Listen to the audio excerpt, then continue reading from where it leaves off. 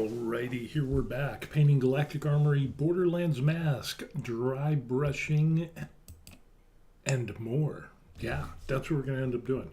If you can see over here, not there, it's over there because it's the opposite. We have our Borderlands Mask from Galactic Armory. So what we're going to end up doing is we're going to kind of jump in. We'll give you a little update of what we did in the previous video, working out some screen material that we printed out that you can download for free. So I'll put that link in the description box after I do this video because we're doing this live.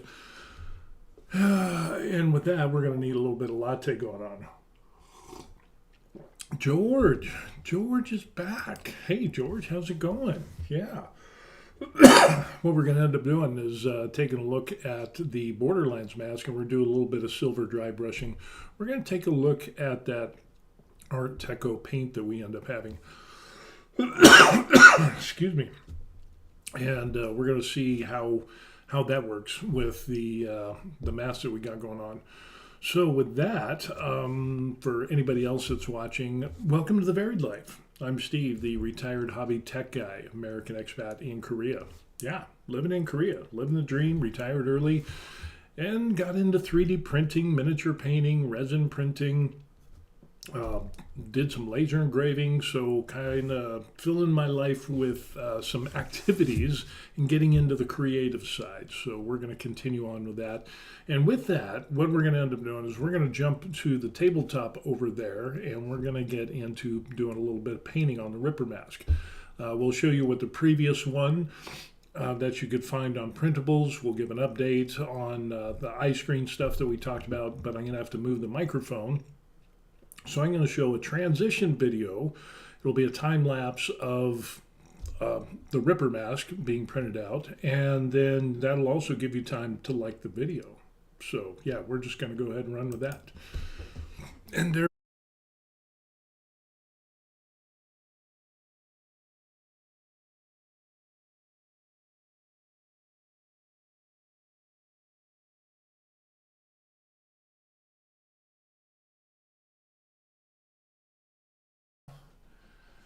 We'll get to our top-down view.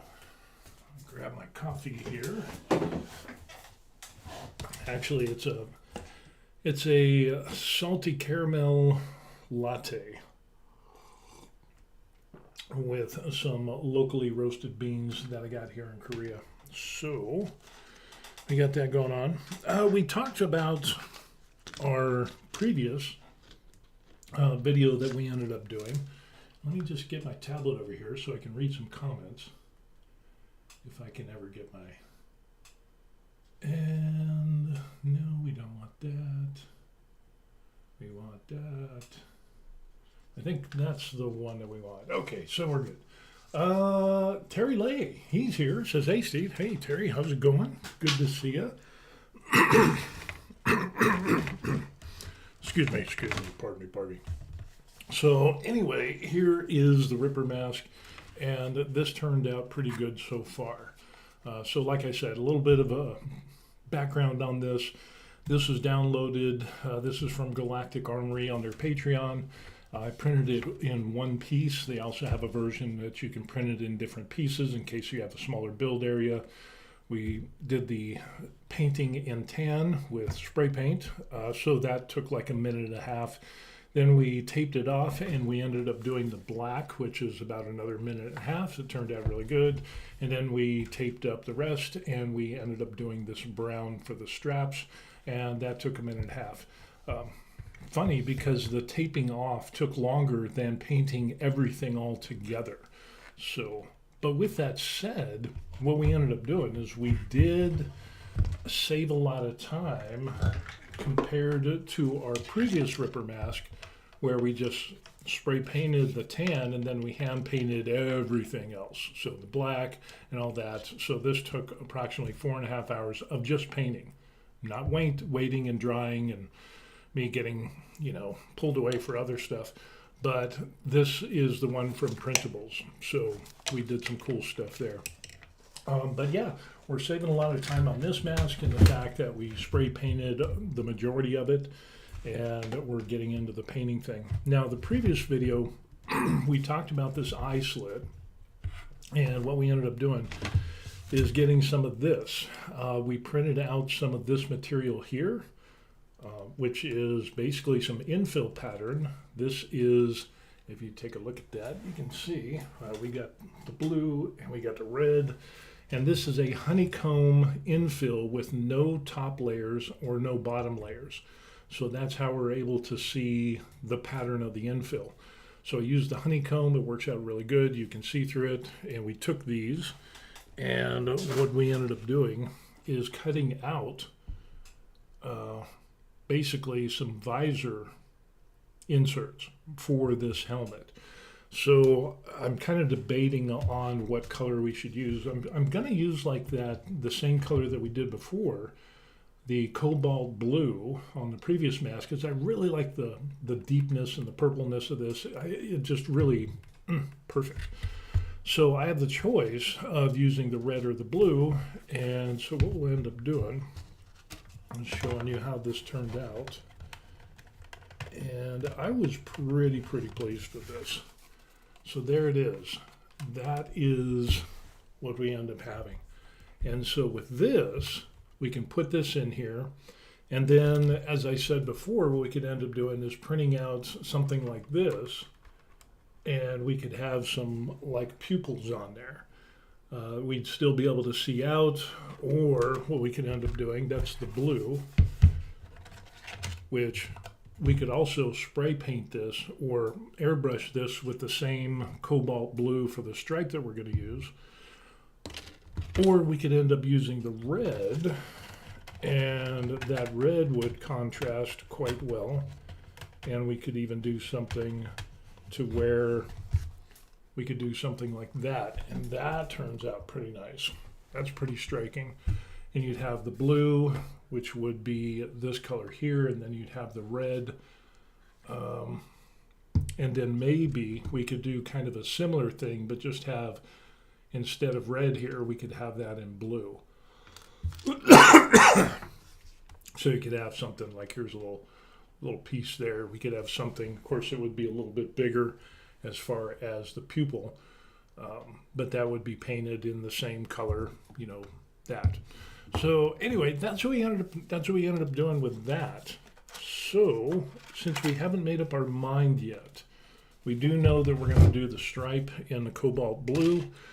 So now what we're going to end up doing is we're going to do some dry brushing. And because we could just brush this on and individually paint, and you know, we could do some details in there. It's going to take a little bit of time, but I think what we're going to end up doing is we will just do the dry brushing. And in the recent haul that I have, I ended up getting this silicone kind of like soap dish thing off of Amazon, and silicone's a lot easier to clean than the little plastic thing that I had. So we're gonna try that, and we're gonna try our first ever our Arteco 60 or 59 milliliter acrylic paint. And so we're going to give this a shot and see how this works. So these are brand spanking new. So let's see how this goes. Oh, no safety cap, but there you can take a look at that. That could be good. That could be good. And these come out, these are less expensive than like the Army War Painter. So I don't want to use a lot of this because these are really expensive, and what I end up doing is using those for miniatures. So I want to try to save that for miniatures, and I'll use this stuff. I've got a 12 metallic, and then over here I have the 24 color set. And these are acrylics. So we're gonna dabble in here, and we'll see how this goes. So it's definitely a little thick. So we're gonna have to water that down a little bit. I'll just put 1, 2, 3 drops of water, and we're gonna need a brush. excuse me. And we're going to be doing dry brushing. So we're going to do, let's get a little bit of a bigger brush. And we'll kind of do that.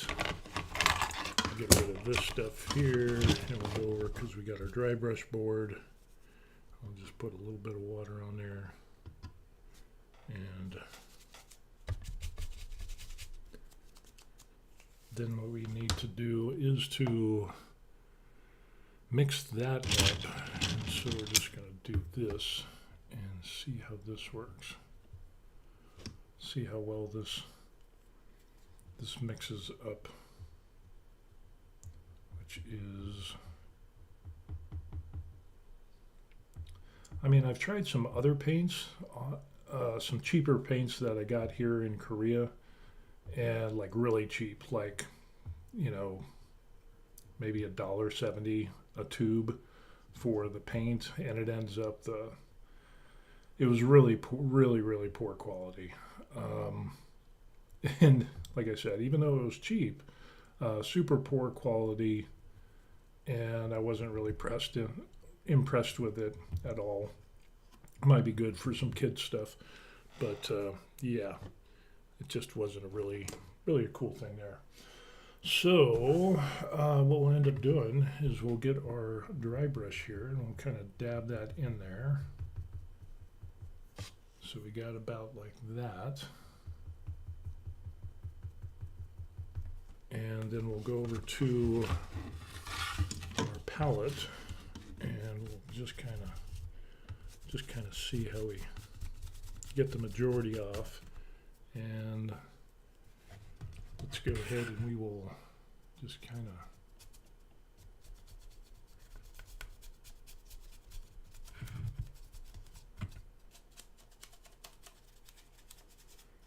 dry brush that on there, so we get a little bit of a sheen, a little bit of a color on there. And it's kind of a different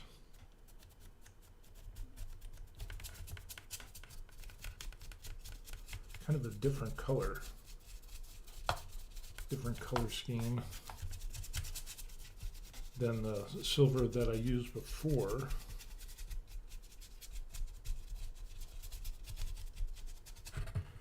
But that's coming out.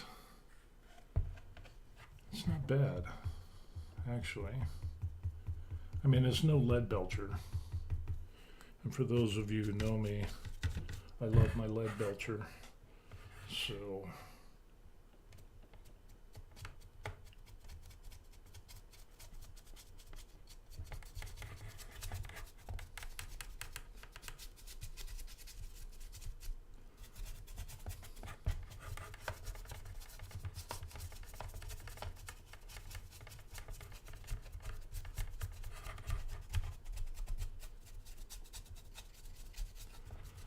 a little bit of dry brushing on here,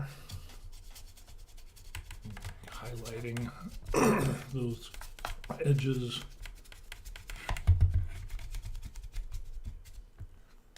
That's turning out pretty good. It's not bad. That is not bad at all. I think that's a pretty decent paint, at least for the dry brushing and the silver that we have.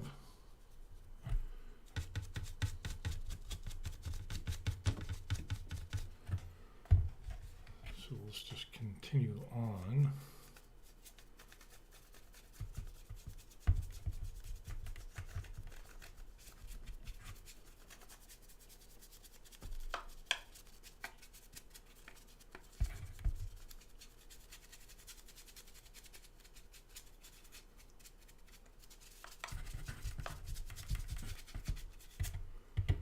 So yeah, that's turning out pretty good. Not bad at all. So George says, since I've been forgetting to look at the comments, my friend uses sheets of sunglass mirror film to modify some of the helmets. I had to ask him last night. The blue looks far better. And let's see, what else do we got? He says, and it seems it would strain the eyes left. Yeah, I agree with that. Matter of fact, one of the things that I ended up doing, excuse me, on the previous mask was doing that exact same thing. This is this privacy film that you can put on windows. So this one just happens to be kind of like a bronze color on this side and a silver on this side. You can look through it both ways, but what we could end up doing is kind of even doing something like that. I'm adding that in, and you could either do the bronze, or like I said, we could end up doing like a silver color. That would work out well. But the blue, that's an interesting, I like that idea of having a blue. But we use that same material on this mask, and you can see we kind of got that. But that blue, that's a good idea. I like that, because then you could kind of tie in the colors of the mask and have kind of like a blue tinge on the reflective material, and then have the window screen on top of there. And that just adds a level of detail that would be nice. So that's a good idea. Yeah, thanks, George. I appreciate that. Less strain on the eyes. Yeah, there's that. So let's continue on.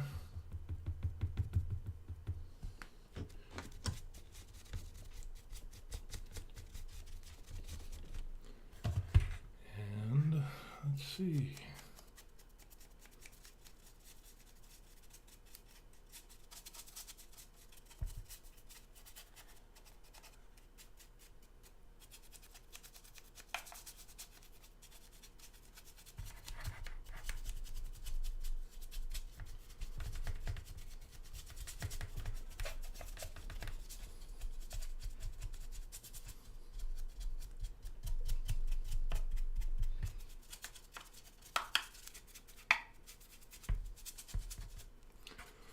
There we've got our dry brush silver on there. We might need a little bit more.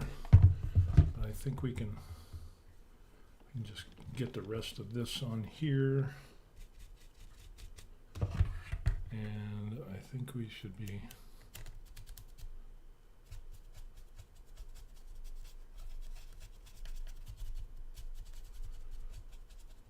and notice how I'm not trying to do everything. I'm leaving kind of the center untouched. And so that'll create some depth. So we're kind of getting the edges, and kind of similar to here, kind of really get the edges done. And leave that center untouched.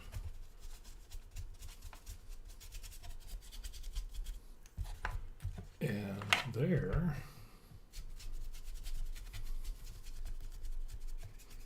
We got that. So it looks like we've got a pretty good dry brush there. So yeah, it looks a little bit aged, and the dry brushing is great because again we can see that in these crevasses we don't have the silver in there, and it's not covering everything, so it gives depth. And it highlights those edges, and it kind of gives a worn appearance. So instead of just like painting all of one color, this really works out in the fact that we can create depth with the dry brushing. We can hit the highlights and the edges on this, and we can still see some dark underneath, or the black underneath, which shows through, which again brings depth to our model. So yeah, I think it turned out pretty good. Not bad at all. And so far, it's the first time using this Art Deco paint, which I'm really happy with so far. Now I need a paper towel, wipe or something. I'll just do a quick little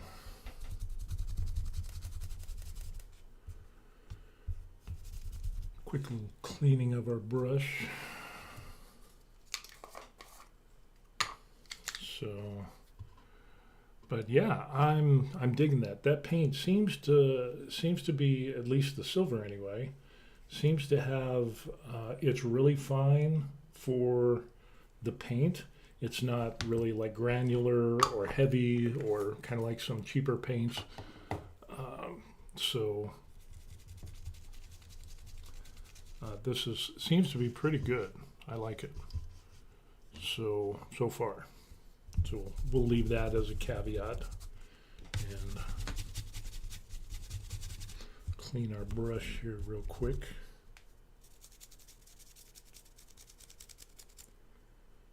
I think we're good to go. If anybody's wondering, I think I just picked this up at like Daiso.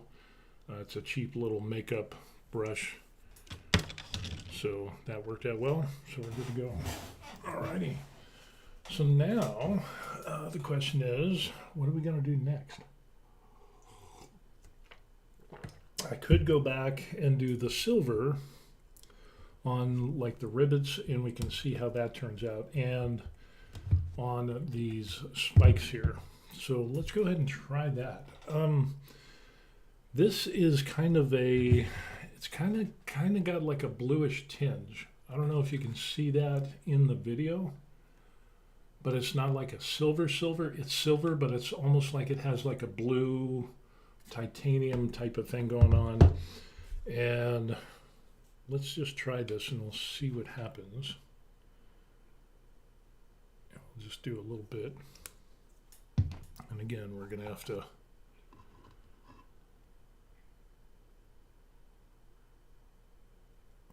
just do like a drop and a half. I'll end up mixing this up. It's kind of thick, but the pigmentation of this is smooth. So that's not bad. And you definitely get more for your money than the Games Workshop. But, you know, at the Games Workshop, you're getting those specialized colors and pigments and the whole 9 yards. You've got a wider range of colors. And I've got a number of those. I have the, see if we can get that a little bit off there. I have the Army Painter Mega Set. And then I have, which is these over here. I've got an airbrush set. And then over here, these are the 2.0 that we have. That's a jacked up brush, so we don't want that.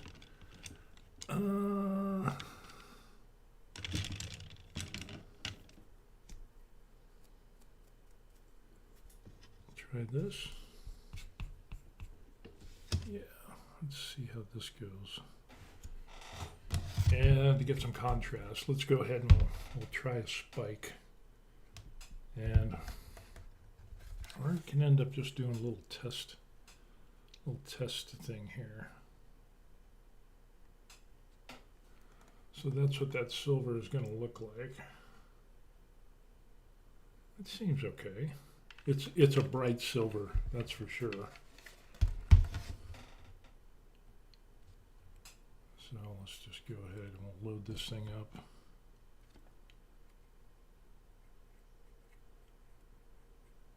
I'll see how this will look. And it is kind of thin, so I might have to do a couple of coats. I will definitely need a couple of coats. I thought about taping off the spikes, but I was lazy, and now I'm paying for it. So note to self, next time I will mask off the spikes, especially if I'm going to do a lighter color, because trying to cover and get coverage over a darker color, you're going to take more coats, which takes more time. So yeah, keep that in mind.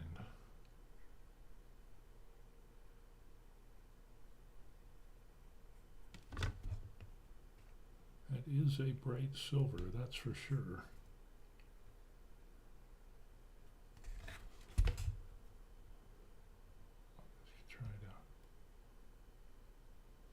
to get the base of that so we can get a nice So that comes out good. That's not a bad silver. I think it's just the fact that I ended up putting it over a dark color. Oh well, what can you do? So with that, let's go ahead and we'll continue on. Now that we learned that lesson.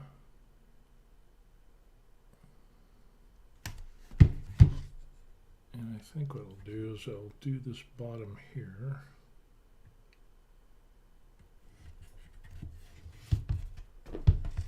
Then we can go back and do the big stuff. Just want to get this line looking good. Again, it looks like we're going to need to do a couple of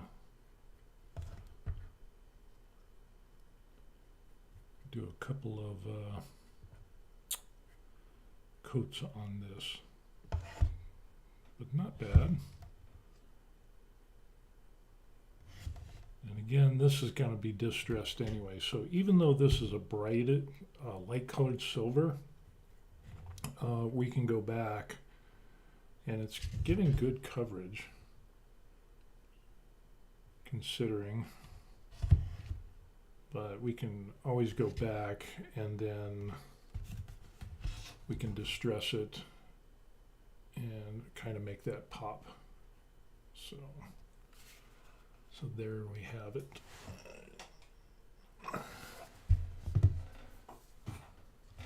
Not too bad. Yeah, we're gonna have to do a couple coats on this baby, but it is what it is.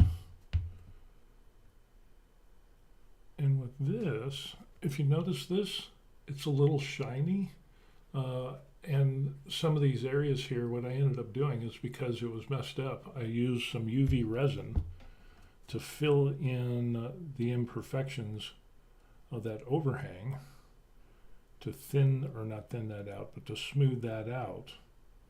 And so now it's kind of prevalent that, or evident that it's working.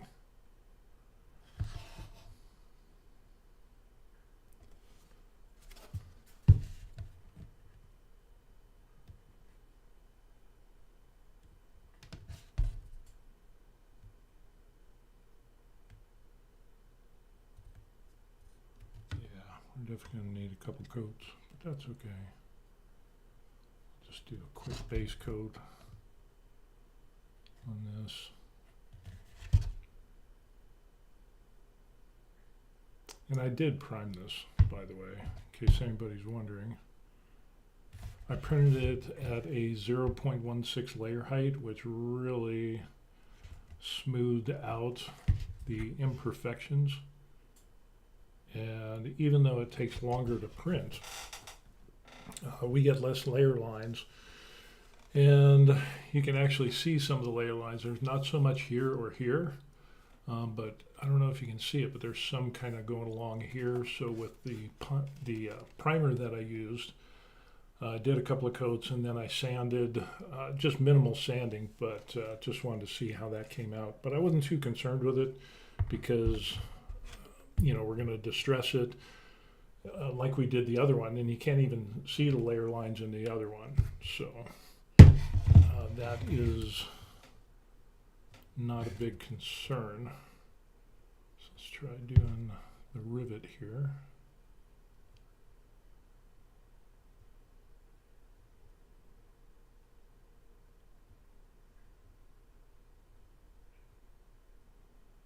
Yeah, we're going to need a couple coats. Let me turn on the fan real quick.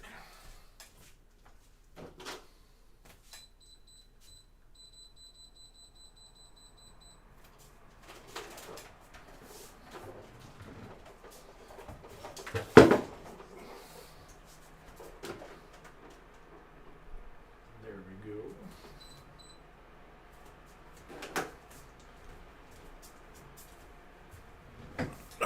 Oh yes, much better. Much better.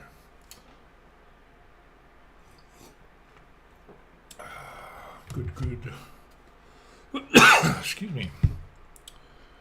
So with that, just trying to save time by doing the large areas with spray paint that I locally purchased. Used some Krylon paints, and that ended up working well.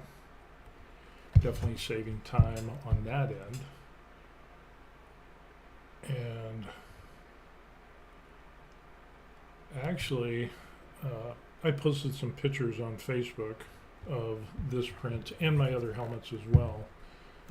And I had a gentleman who was like, he goes, well, that's not cost efficient, printing at such a low layer height. And he's like, that's going to take too much time. Time is money, blah, blah, blah. And I get the point, but if time is indeed money, you have to look at the processing time afterwards. If I printed this at a 0.2 layer height, you would definitely see way more layer lines, and you'd have to do more post-processing. So that means more filling, sanding, and all that stuff. So, if the print takes an extra 2, 3, 4 hours to do it at 0.16 or 0.1, whatever layer height that I end up using, I'm definitely not going to use 0.2 for helmets or masks. It will be at least a minimum of 0.16, and I save, 3 or 4 hours in sanding, then that's a good trade-off. And I understand. I had side gigs, and I had a business and stuff like that. Well, a couple businesses, real estate. I did security systems at one time. I was a firearms instructor. So, I know the business aspect of, time is money. But the thing is, in all honesty, this is for personal use. And what I found is that lower layer height, even though it takes longer to print, in all honesty, I'm not selling these. So that's kind of a big thing, big variable that comes into play. But the other thing is, if I was selling these things and I printed them, they print overnight, that extra few hours, it's not like I'm flooded with orders. And even if I was flooded with orders, that would minimize the amount of product that I could put out. I would just simply buy another printer to handle the orders and stuff like that. So, but again, by having it a lower layer height, what that ends up doing is, it minimizes the amount of post-processing. So, yeah, that seems to be a thing. Let's see. George says, patience is a virtue, and I would rather take more time for a better result if you're worried about time, and adjust your time management around that. That's true. I totally agree with that.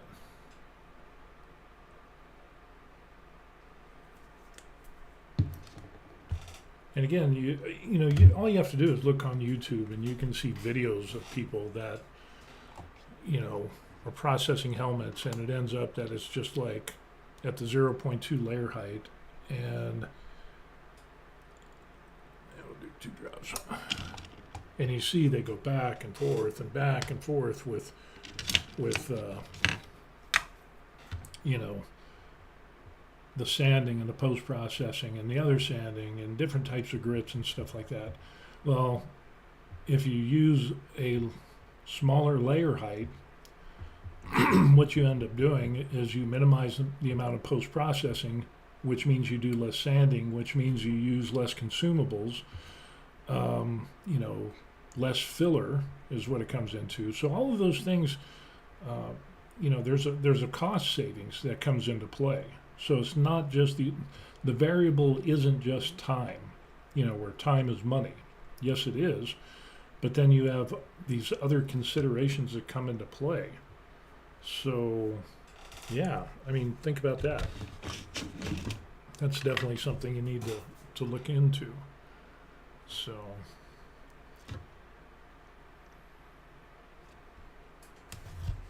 But yeah, I think this is turning out good.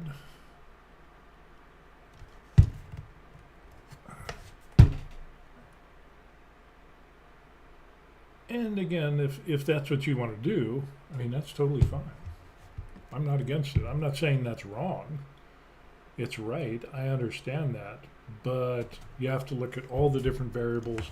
And in the end, if that's what you want to do, then go for it. Who cares? But I do appreciate somebody giving their 2 cents in based on their experience and saying, hey, you know, this is a time thing, and you know, you're going to lose money, and you know, but it's always good to get, I guess, in other people's insight and take that into consideration. If you're doing it for profit, people are willing to wait longer for a better product. I learned that early in woodworking. That, you know, there's that too. But in woodworking, you're coming out with a better product, and that takes more time. There's a difference in that,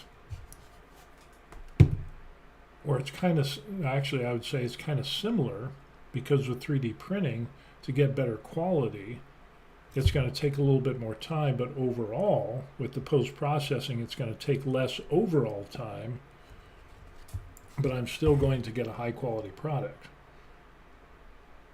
But yeah, there's definitely going to be a line of, you know, how much do we print a helmet at 0.08 millimeters, and then the print goes excessively long, you know, is there going to be a good return on investment on that?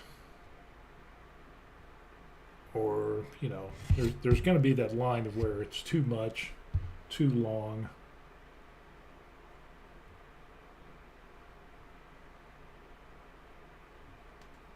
You know, using that UV resin turned out pretty good. That really smooths out a lot of that.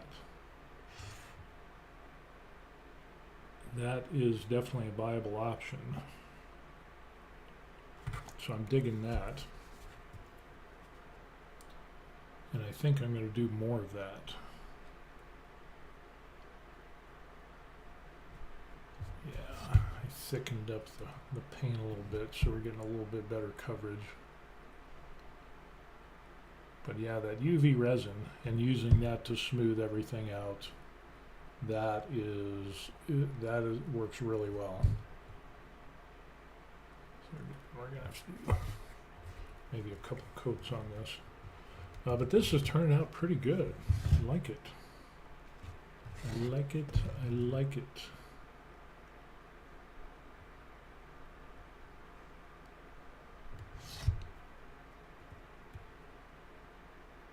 Bamboo Labs just came out with the P2S, which is a refreshed P1S printer that they ended up having, which had a small build area, but they upgraded it with a number of different features, which looks really good. The only thing is that it's got still has a small build plate area. It's 256 cube, but the improvement is that you can actually utilize the entire 256 cube build area, whereas before on the P1S you weren't able to do that. Yeah, advertised build area, and then the build area that you could actually use, that was like two different things. But with the updated one, you can actually do the entire 256 cube build area. Those spikes are coming out really nice. I think that's going to work out well. Question is, do we want to do the same for the nuts and bolts on here, or do we want to add a little bit of drop of like a dark, like a black metallic, and mix that in and do some of this stuff here, because we're going to need, I think we should actually paint this black and kind of like what we did here. So I'll have to do some black, so we can end up painting this whole section and the nut and bolt black. So we can do that on those 3 pieces. But we can continue on since we still have some silver. Oh, this dried out. Can you see how that's kind of has like a bluish tint on there? Which looks, actually, I kind of like that. That is going to look good. I'm happy with that. Nice. So, let's go ahead and we will see how this looks.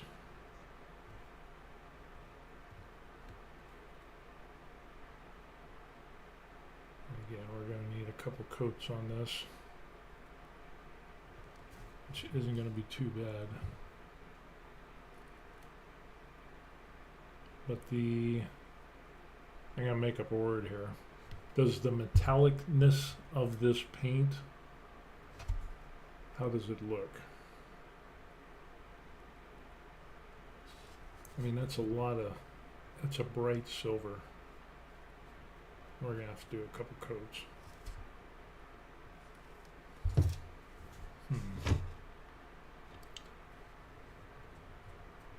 Unless you put this on like really thick. But yeah, we're definitely going to need a couple coats. But do we end up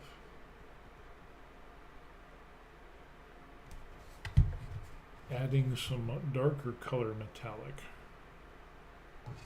and then try that and see what kind of color we get?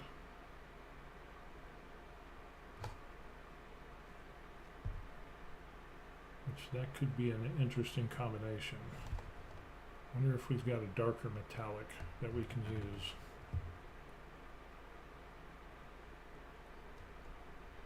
Which I think we do.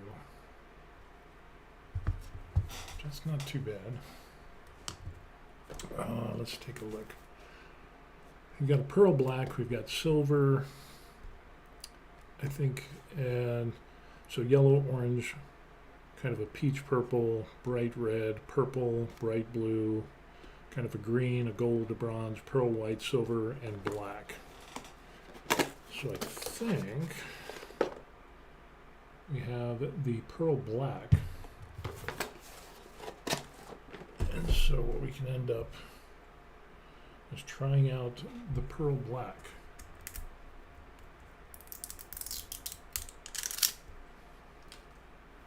I don't think we need to mix these up. So there's the pearl black. That's more of a darker, it's like a darker silver. It's kind of like reminiscent of a lead belcher. Ooh, that would be nice. Let me see if this will shake up any.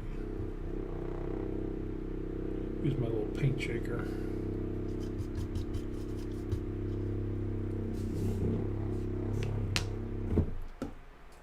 Yeah, I don't think that's gonna shake up.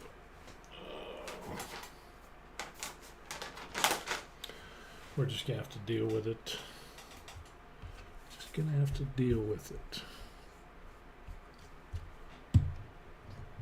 So, we're going to need some more silver.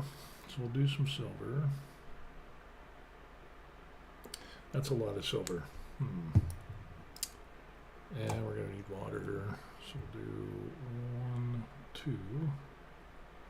Because we want some good coverage, so we'll just do 2.5. Let's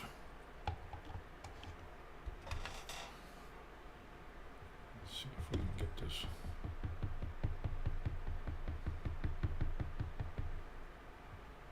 Then we'll see if we can add in, we'll do some black, and we'll see how that, if we can get a little bit of a darker, well, we just try the black period and see the difference.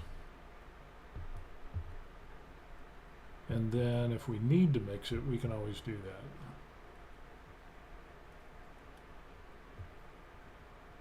So leave that a little thick.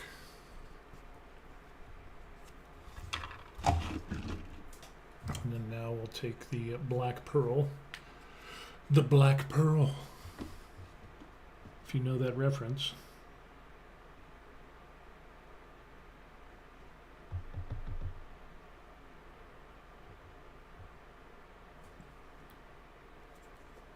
That's kind of thick. And we'll just do a tiny little bit there. Let's see how that works out.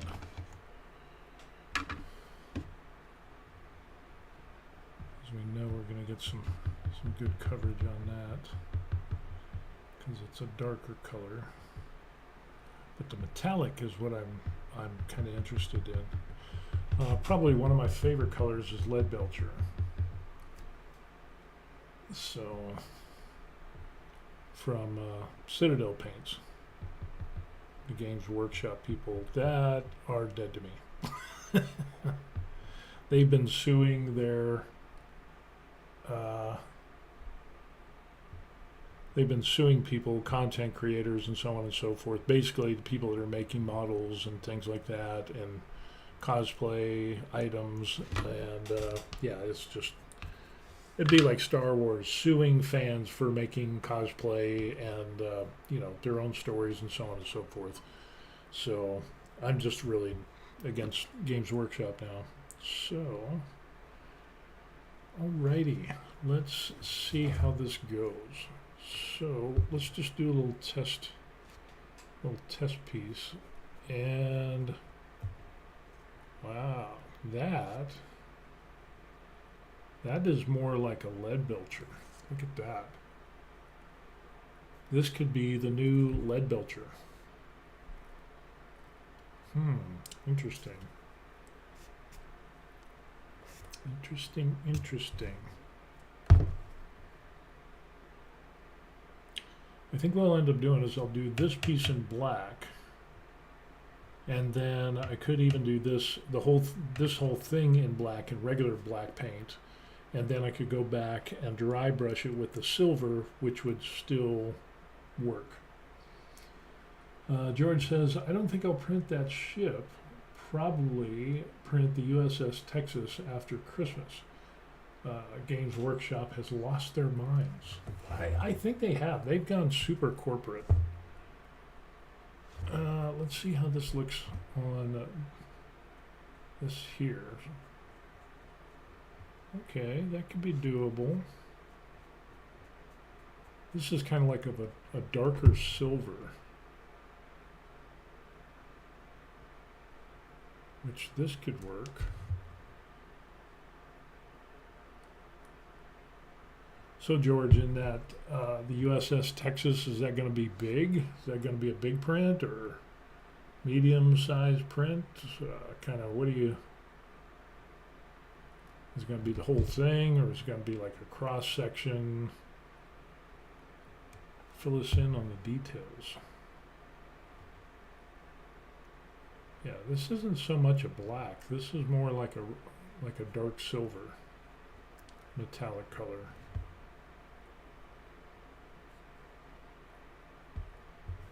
And this will need a couple of coats as well. Either that or I need to not thin it out as much.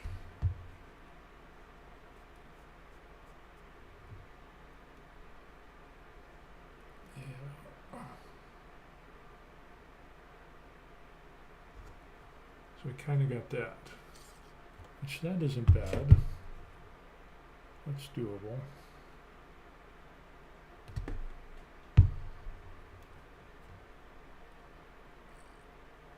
Kind of put it on a little bit thicker.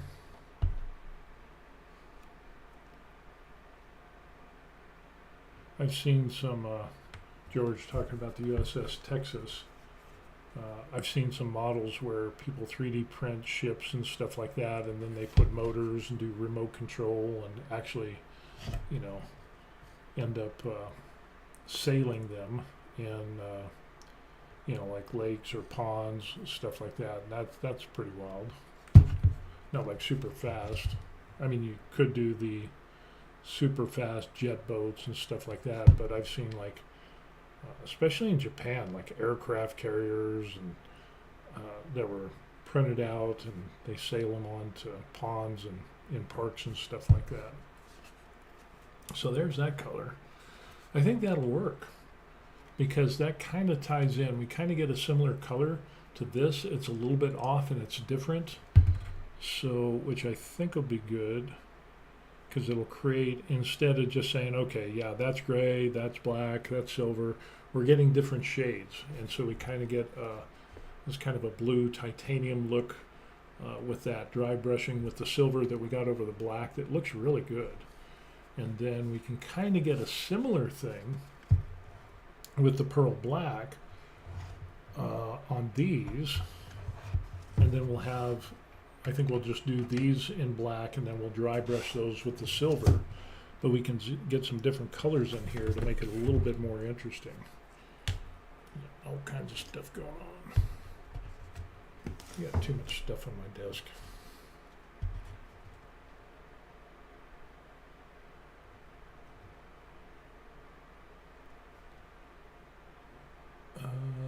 Let's see.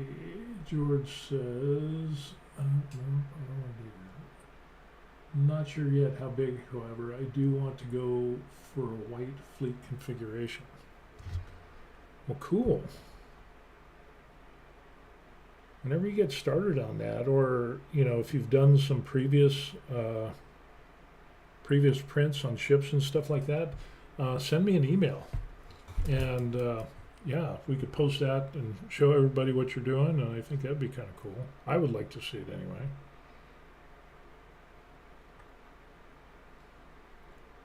And I think it's really good to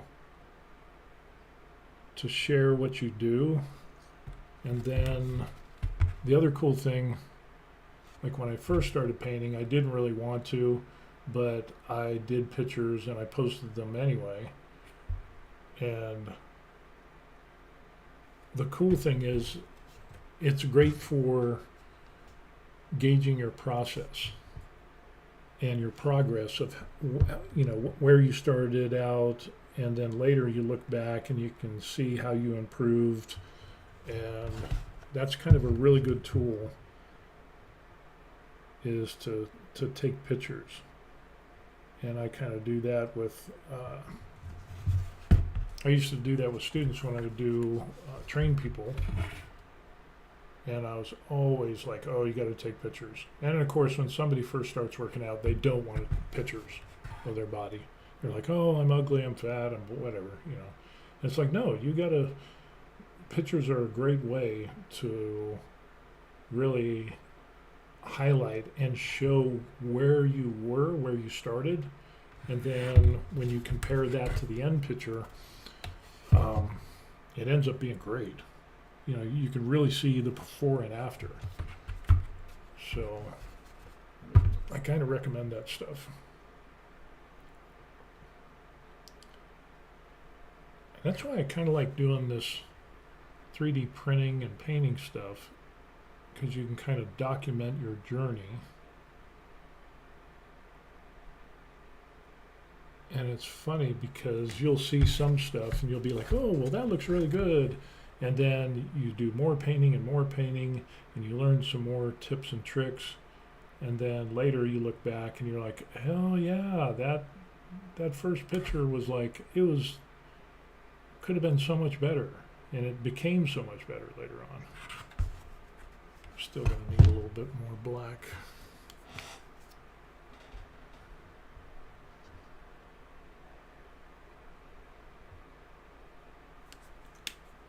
I'm digging these paints though. These are good. I like them.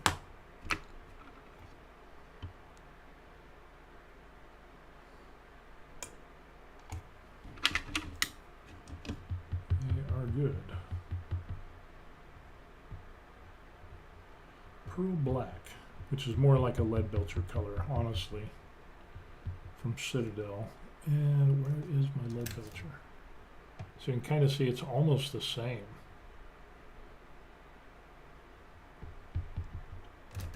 So yeah, the lead belcher replacement paint that is less expensive.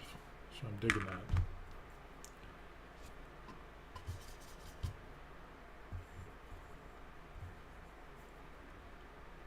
So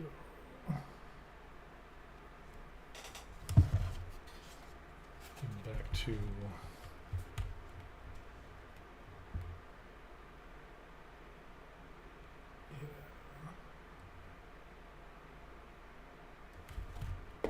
I just need to learn how to thin these out.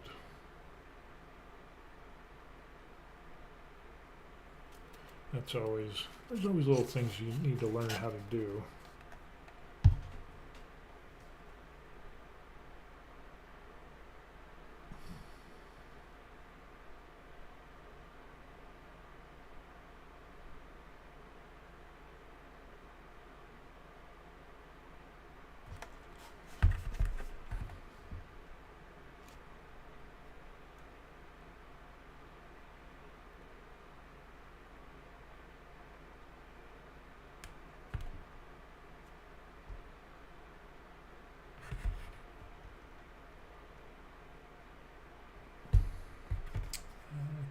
Up a little bit. But that's okay, because we can kind of hide that when we do some distressing. Yeah.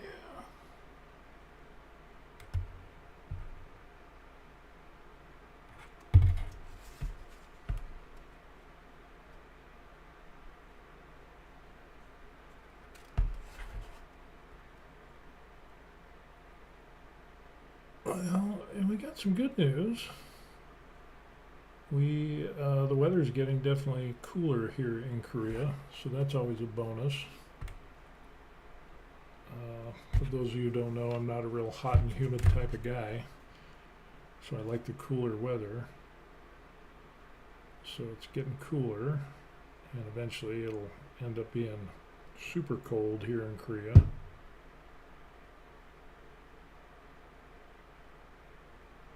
Then it'll be spring again, and then it'll be hot and humid summers again. And then it'll be fall. I like the spring, the fall, and the winter. That gray comes out really nice, or that black. It's actually like a silver, like that lead belcher. It really is. So we just need to let that dry.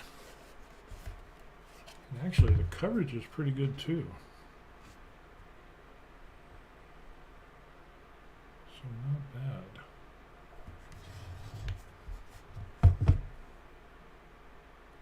George says, what would you say is good minimum amount of outer walls for sanding? That's a good question. Actually, I had a couple of people ask me that very same thing recently. Sent me emails and asked me, if you're doing like this helmet, I think I did 3 walls on this, and then, which seems to work out well. So I would say generally 3 or 4 walls, and I definitely wouldn't go any lower than 3, because when you start getting into sanding, if you sand too much, then that can obviously cause some problems, because you go through those walls and you actually get down below the walls and into the infill, and that's going to be bad. But I would say generally 3 to 4 walls. I think I did 3 walls on this, and then I was just kind of mindful of the sanding that I did. You know, did some paint filler, and then did the sanding, and you know, just kind of be careful of how much I sand. But for like larger items, I would say 4 or 5, depending if you're doing like cosplay armor. Larger pieces, like maybe big chest or back pieces, I'd probably do 5, because you, not necessarily for the sanding, but because you want the strength of those walls, because that is big and you want it to be a little bit more durable.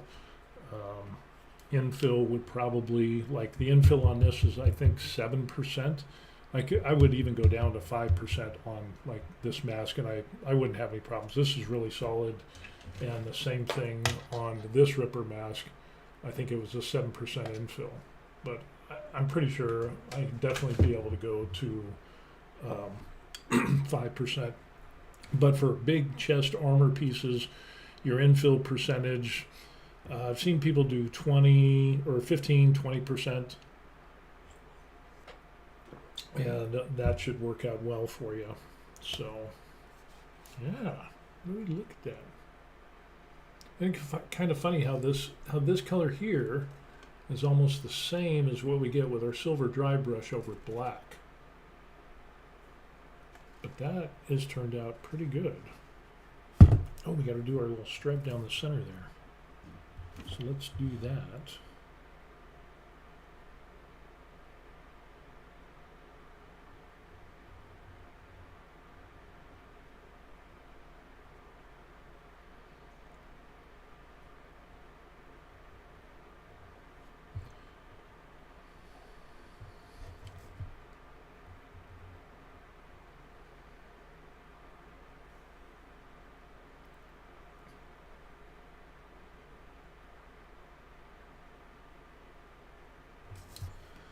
George says, I'm just trying to find a good balance, and I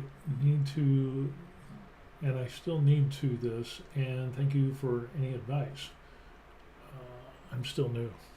Yeah, more than welcome. And I mean, we were all new, and you just kind of scour the interwebs and try to find, who's doing what, and the results that they got.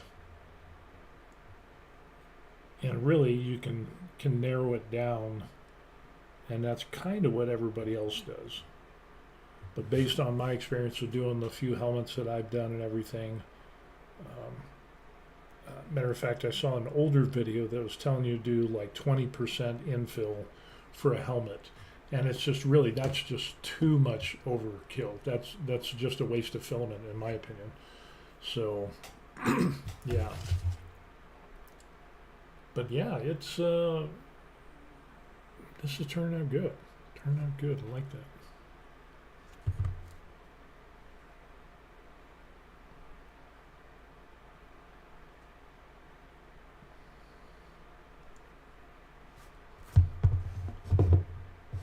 So yeah, this is turning out well. I like that. It's a good color. It's almost lead belcher-ish. So, George says, I hate autocorrect. Right? Sometimes it's good, sometimes it's bad. More often than not, I find that it's like, what the hell are you saying? Because I have to go back and read my comment. It's like, that's not what I wanted to say. Since we got some silver, I don't know, maybe let's try some silver on this little piece here.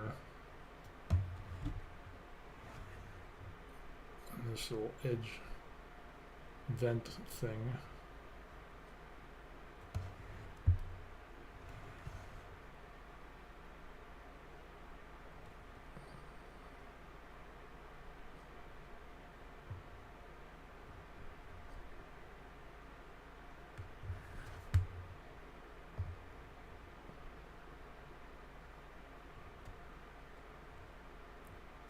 But yeah, I'm happy to share anything that I learn to kind of lessen the learning curve for anybody else, because that's kind of frustrating. You get into something and nobody wants to learn the hard way. And being that I was in the military, at least for me anyway, you learn how to do something, and then you teach somebody else because it lessens the learning curve, with the whole purpose of they can do more cool stuff later on or learn more, and you're able to reproduce results quicker and faster, especially when it comes to performance with people and training them. Because there was, damn it, seriously,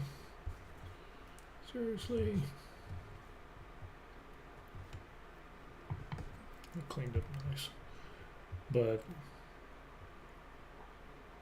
the whole idea, at least when I was in the military, you train somebody how to do your job, And then that way, if they can do your job, then you can get time off.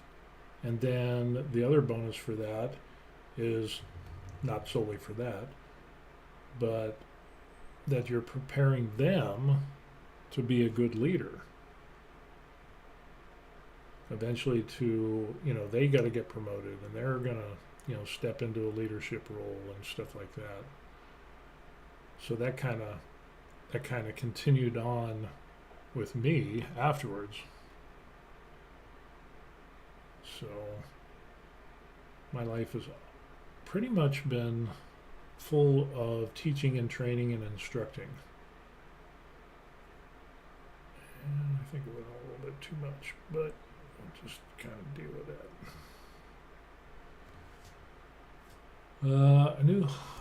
I'm fine. A new hobby, creative ways to dispose of printer poop. Yeah. But they're coming out with some printers that have multiple heads that minimize the poo. And so that's a thing these days.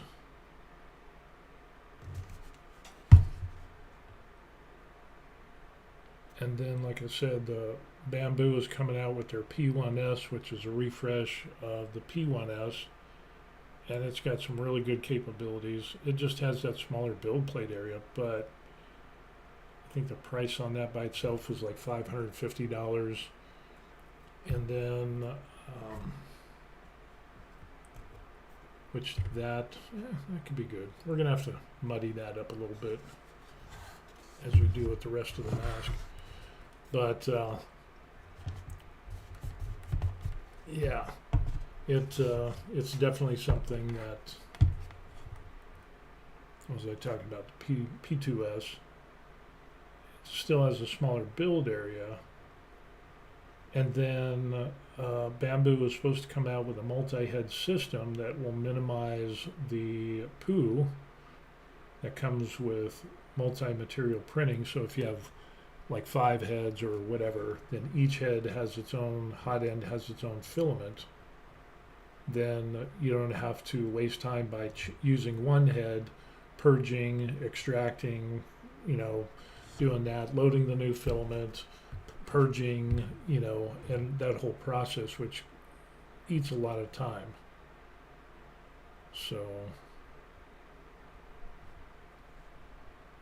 but yeah, so I'm kind of on the fence. I'm thinking about getting another printer,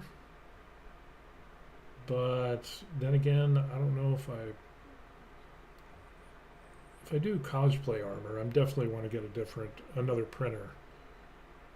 But I'm kind of waffling on whether I should get like a Bamboo H2S because it has the large build print area, or I should get a smaller one, kind of like the P2S, which so far I've watched a number of videos already on it that just came out like today, and that looks really nice. So, but we'll kind of wait and see what happens with that.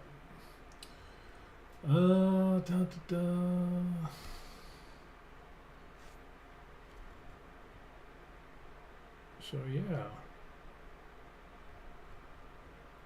but I'll probably hold off on getting another printer for a little bit and see what happens, because Bamboo, they were supposed to be coming out with their multi-head system, and then I think it's been pushed back. So let's see how that goes. And then was it Bondtech with their index system is coming out, so that's another thing that we got going on.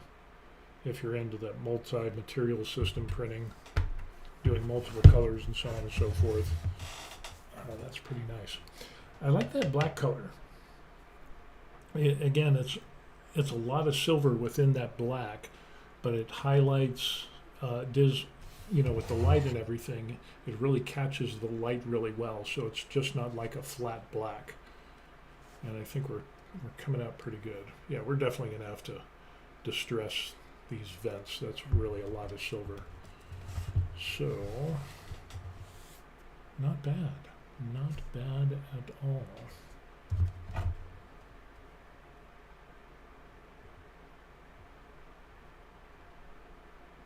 to get a little bit more coverage on here.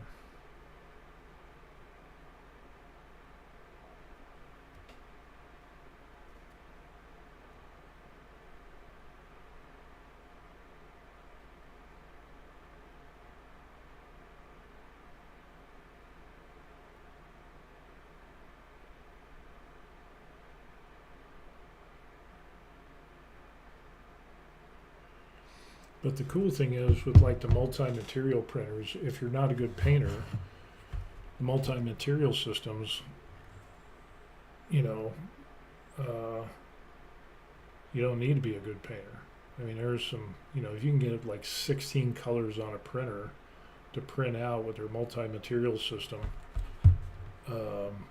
yeah, you can just do a multicolor print and you can get some awesome results. So maybe I'm a little hesitant to do that because then I see that as, you know, well then you have to buy more filaments and, you know, you do a project and then it's like, okay, well, how many colors do I need? All that, you know, that type of thing comes into play. And I don't know. There's a lot to bite off when you get into that realm.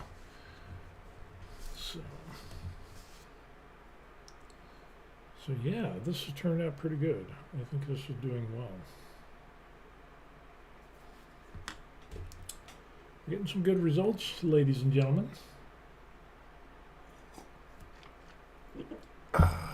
And let's take a look and see how well this will clean up.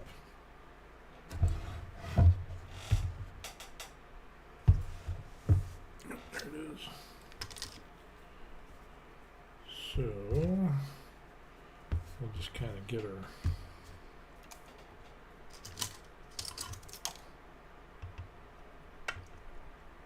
Let's put a few drops of water on this.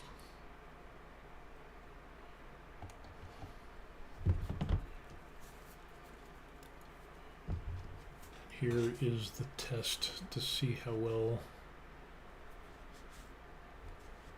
the acrylic paints come off of silicone. Okay. I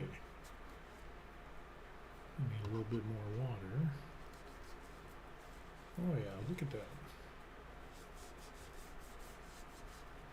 That is so nice how well that cleans up. I like that. Still going to have some dried on areas, but this is so much nicer than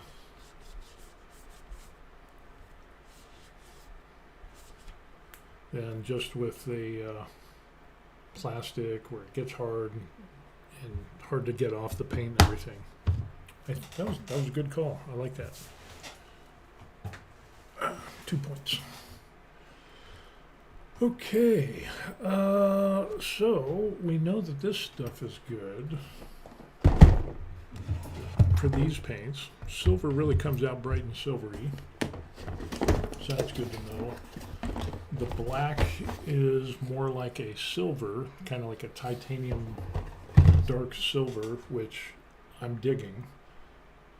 So you could either, you know, spray paint black and do the silver dry brushing, and we kind of get that same effect that we do with that black pearl that we used. So yeah, good stuff on that. Now we want to paint these blacks, so since I've got the 24 piece set, and I'm going to dig through all of these colors. Yellow and ochre, and they have a deep, here's the thing, they have a deep cyan, which is close to this. This is still Vallejo airbrush color paint, the cobalt blue, but that's close. But then they also have this purple that could work. So we might end up trying that later on. But I'm looking for black. We got white, we got purple. And of course, it's at the very bottom. What are the odds? In this we got some lamp black. We're going to use this for here. And yeah, use painting brushes, palette knives to mix colors. Maybe I should get a palette knife. I gotta look that up and see how that works. I don't know what that is, but use it to mix up paints, apparently. Add acrylic medium to achieve desired effects. Clean up with water and soap before drying. Says that this is excellent light fastness. 3 stars. Good light fastness. 2 stars. Light fastness. 1 star. So what does that mean? Transparent, semi-transparent, opaque. Let's see what this black looks like. Oh, it's got the little thing on there. Which is nice because, ooh, that is like black. That is definitely black. Yes, black. Oh, that is black. Blackity black. But like with the Army War Painter paints,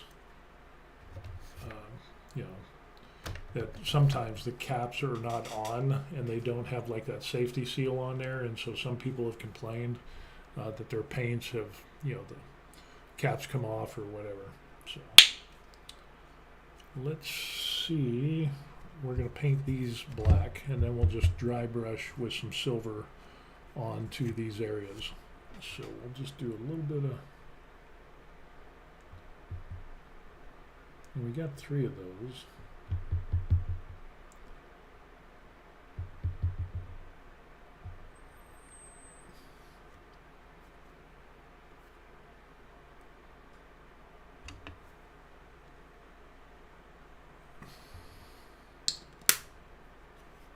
So we'll try the lamp black. We'll put like 1, 2, we'll do 2 drops so we can get some good coverage. That is black. That is like, that is some black, folks. I think we're going to get some good coverage with this. And whatever a paint knife is, I need to look into that. Oh, look at that, yeah. I think a paint knife has got like a, maybe it's got like a flat edge or something. Ooh, you know what I can do is I can look it up, and then I can go into Tinkercad and I can make my own paint knife. Is that what it was? Palette knife. Maybe somebody's already got it, I'm pretty sure. But I guess you're able to just smush and really mix the paint with the water. That is some black. Look at that. That is black. I think we're going to get some good coverage with that. Alrighty. Well, let's jump into this and see how this goes. Oh yeah. That is some.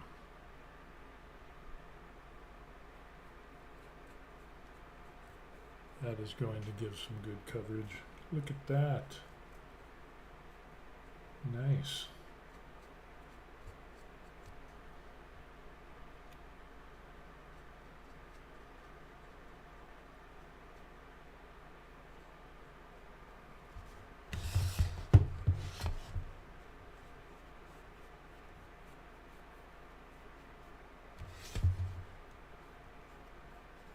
Oh yeah, that's giving some real good coverage.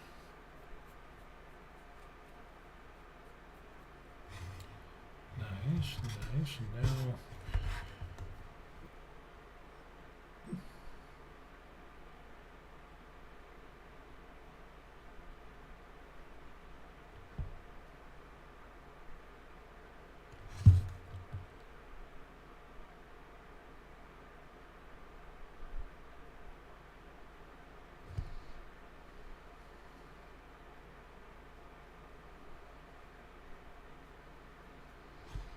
some really good coverage on that.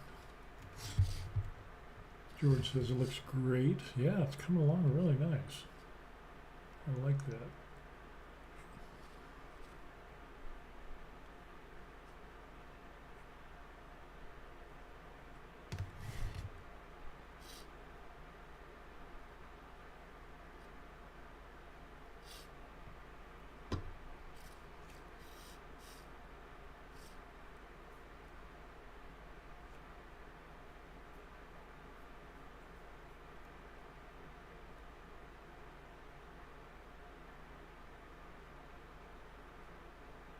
Yeah, this is good. This is what black paint is supposed to be.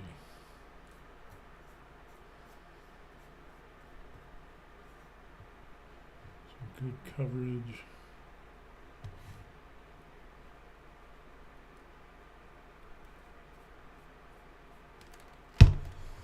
Nice.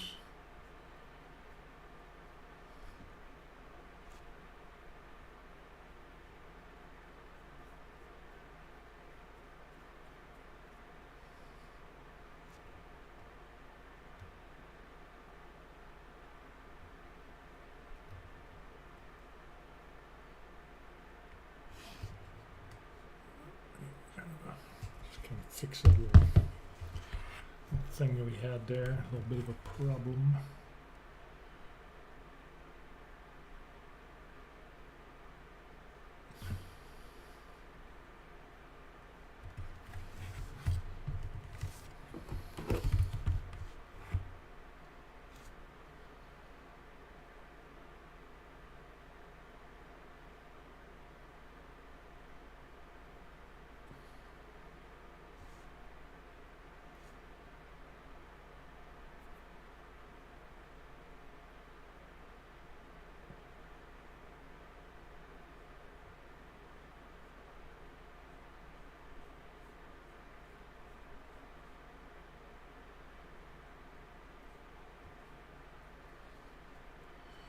Yeah, this is working pretty good. So, we know that the silver works well. The pearl black, metallic, it's like a titanium kind of dark lead belcher type silver type thing. The silver is really silver. And yeah, the black is really black. So this will be,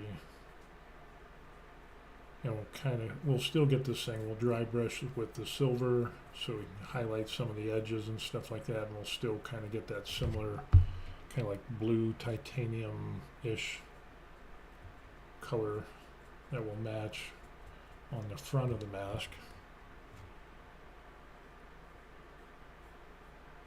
So that'll work out good.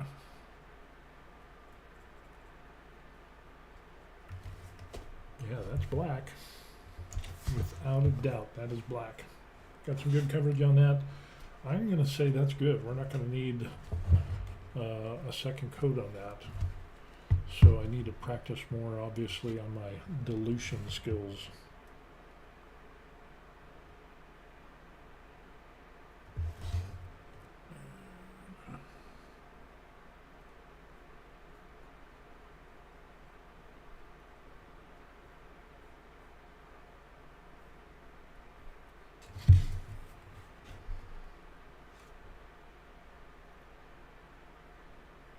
And then with that, I also have a wet palette that I haven't been using, but that just kind of crossed my mind as maybe it would be beneficial to pull out the wet palette and start using that. If I use too much paint, if I have too much paint left over, then a wet palette would allow me to save the paint.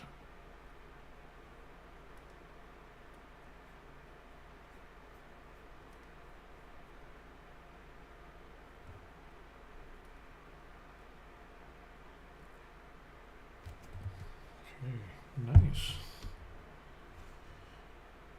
Coming out good, ladies and gentlemen.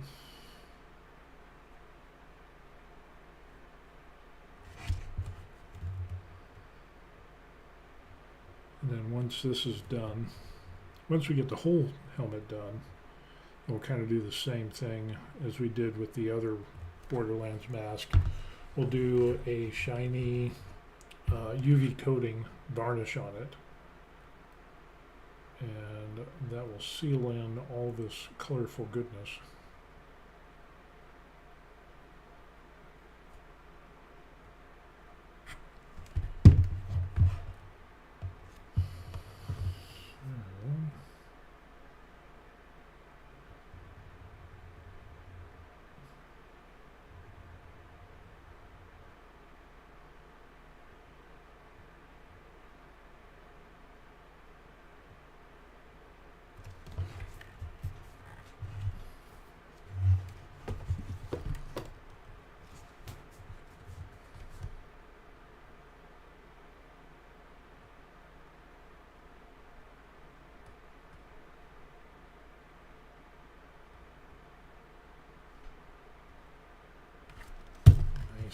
I like it.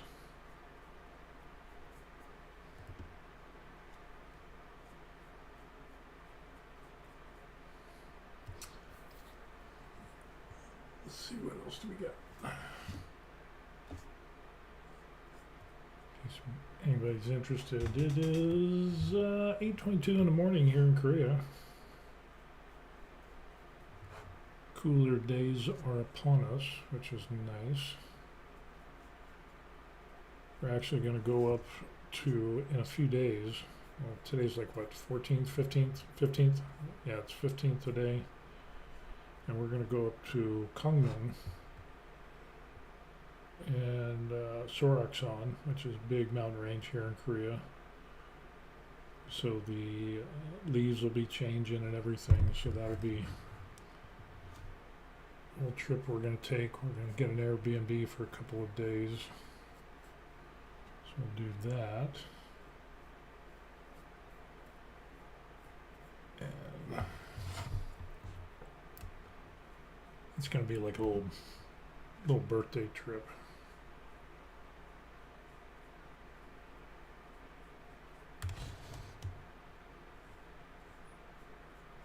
And it's about 3 hours away driving, which isn't bad. But honestly, it's more for the wife than me. She wants to see the changing colors, leaves, and all that stuff. And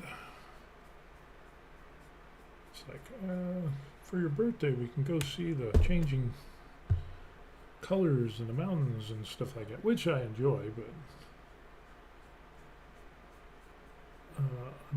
I'm happy with being at home painting, doing this stuff. But it's good to go out and get some air, see the nature. So yeah, that works.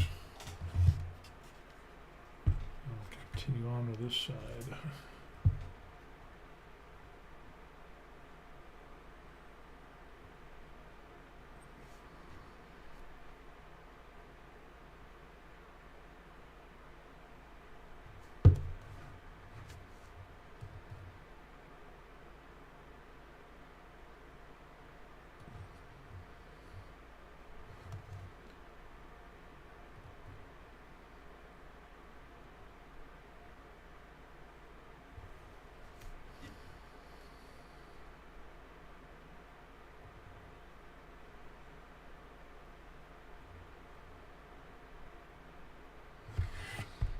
But it'd be good to get out of the house.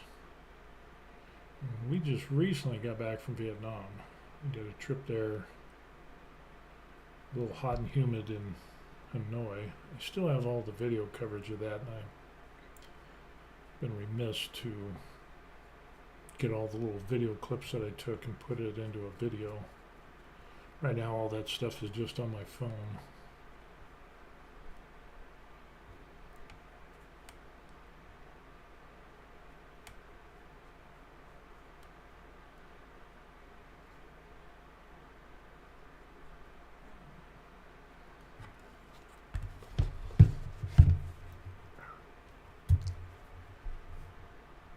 hit the gym hard the other day, and I think I tweaked my wrist a little bit.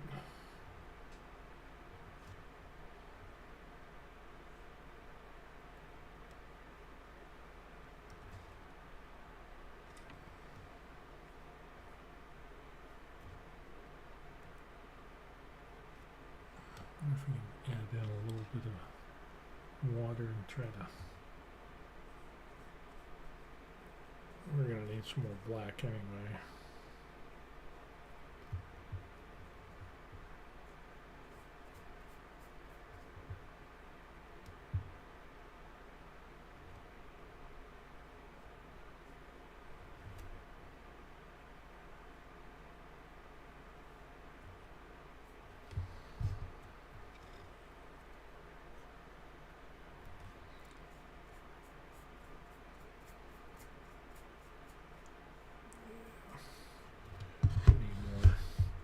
Need more paint.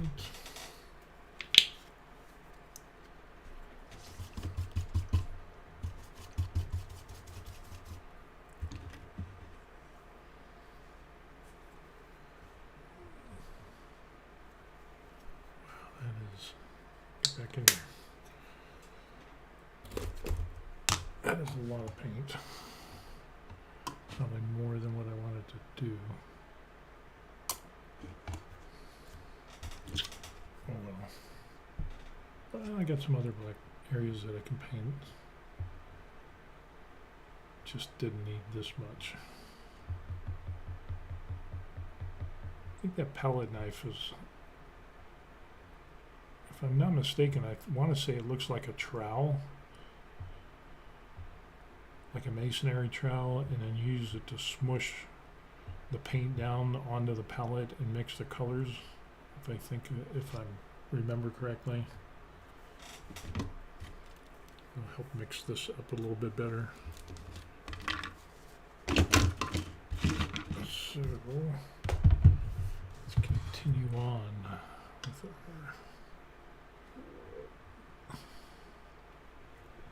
our painting. Much better.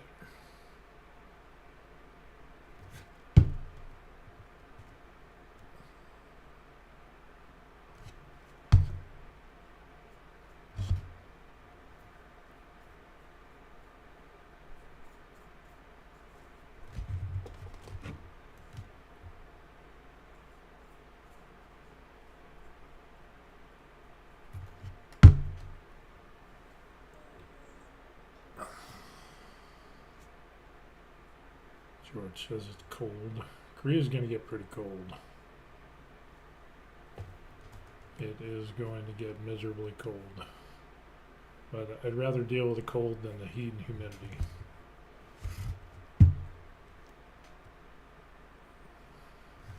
We got some friends of ours, they're absolutely fine with heat and humidity. We're like the exact opposite. We're like, nope. They would have loved Vietnam. Because we went in September, and that was the dry season. Isn't so hot and humid, and that's usually in November, December, January, and February type time frame. And we went in September, and Hanoi was horrible for heat and humidity. Then we went to Sapa, and that was better. It was a lot better. So.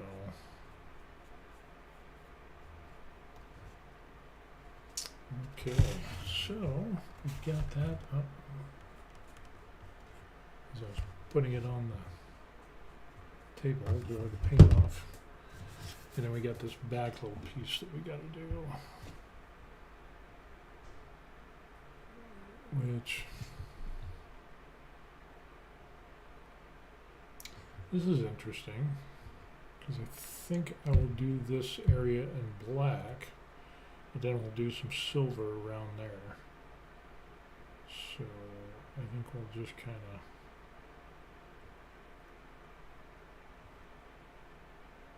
go around this silver rivet thing. I'll have to probably go back. So I just want to get this.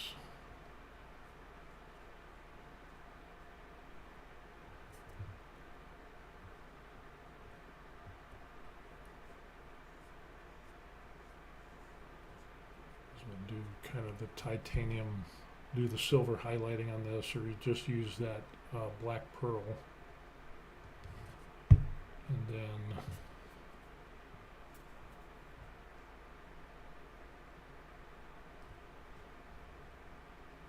maybe dry brush it. We'll see how that goes.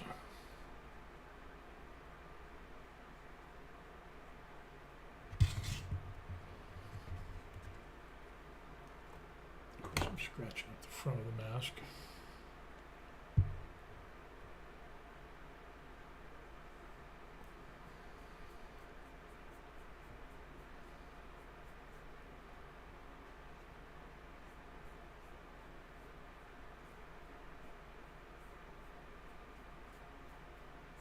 So definitely got some good coverage on it, that's for sure.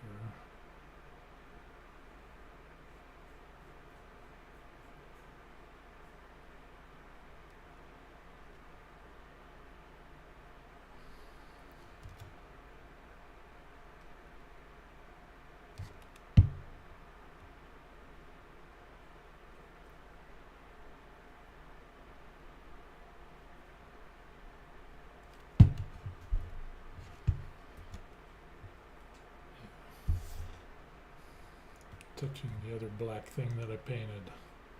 I wonder why my hand felt wet. Like, what is that?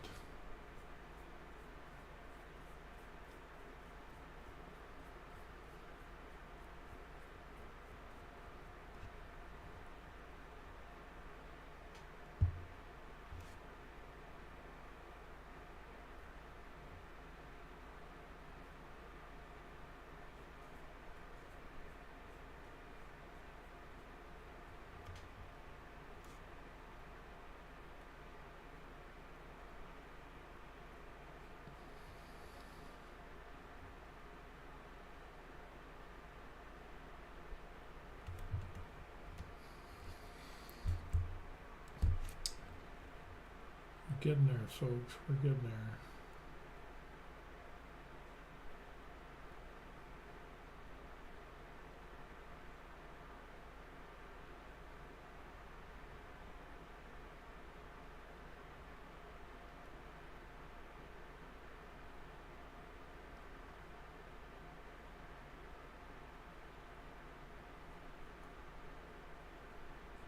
We're good on that.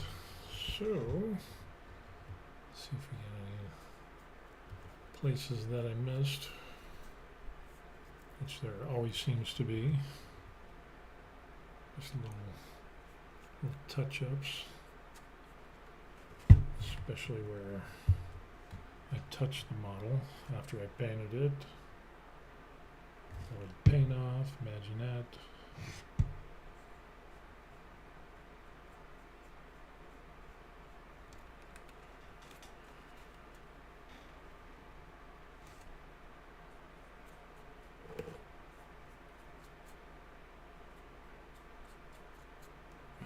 We are good. So, what's we end up having? And I think we're at a good stopping point. So what we ended up doing is we took the silver, we did some dry brushing, it kind of got over the black, which was a spray painted black, and we got kind of a titanium silverish color down there, which worked really well. And then we did some of these, which I'm going to have to do some touch-up work on those, which I think we can end up doing. And then we ended up doing the black, and yeah, a little bit of minor touch-up.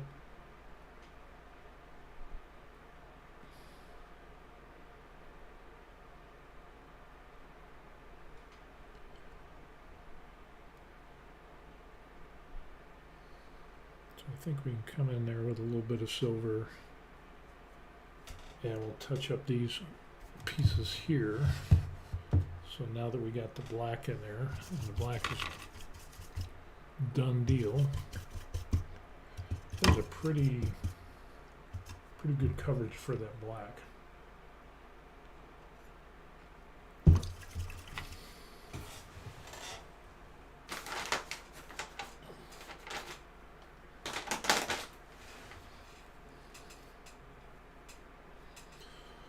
So yeah, this turned out pretty good. I am digging it. I'm digging it.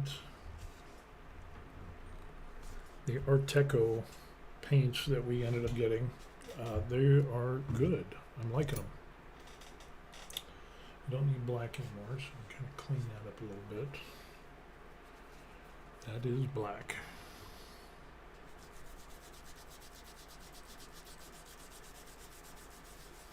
And I like this silicone mat. Kind of like a bathroom mat, bathroom silk dish type of thing that we got going on here. That cleans up really well. 2 more points.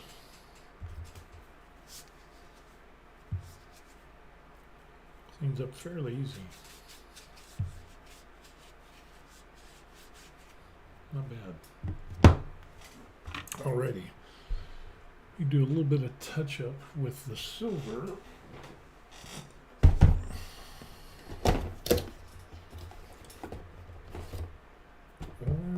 No, we ended up, that was the pearl gray.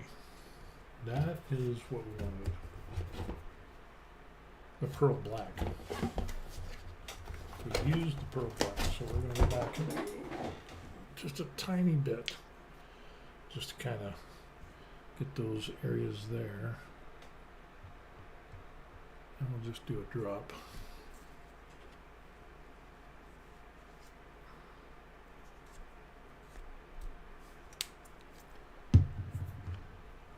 Let's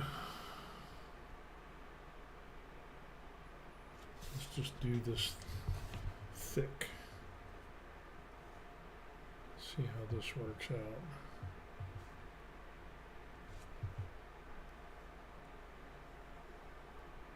Yep, that works.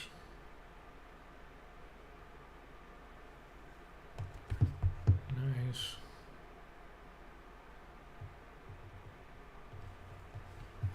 Nice coverage. That's a lot of paint that I put on there.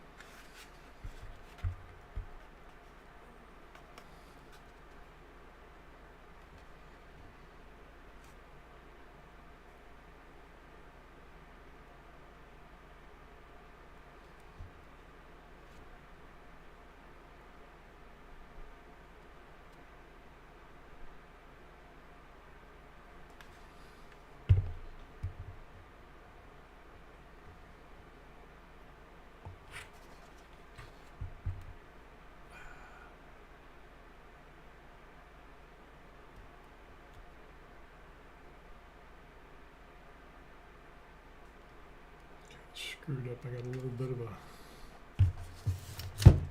a piece on there. So we're going to try to fix that with this brush. Even though we don't have clean water, let's see if we can't kind of whisk that away.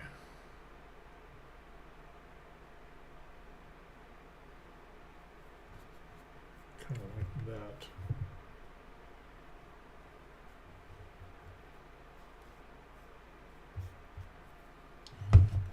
That worked. I think we're good, folks.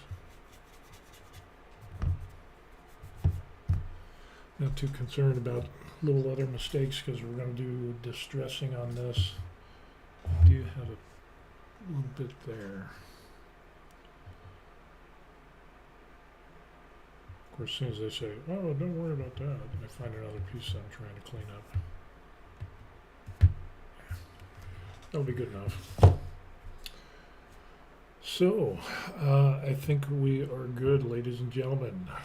So what we ended up doing here is on our ripper mask, we ended up doing the dry brushing over the black, We ended up doing the silver on some areas, like the spikes. We'll probably come back and I'll do another coat on those. It might do it on there. And then we did the pearl black that ended up really nice. And then of course the black itself, we'll go ahead and we'll let this dry. I'm going to get some breakfast, and then on a future video we'll come back and we'll do the dry brushing with the silver. And so far that is turning out nice, isn't it? Not bad, not bad, not bad. And like I said, these Arteco paints seem to be working out really well. So I got their 12-piece acrylic paint set, and ended up getting the 24 color set.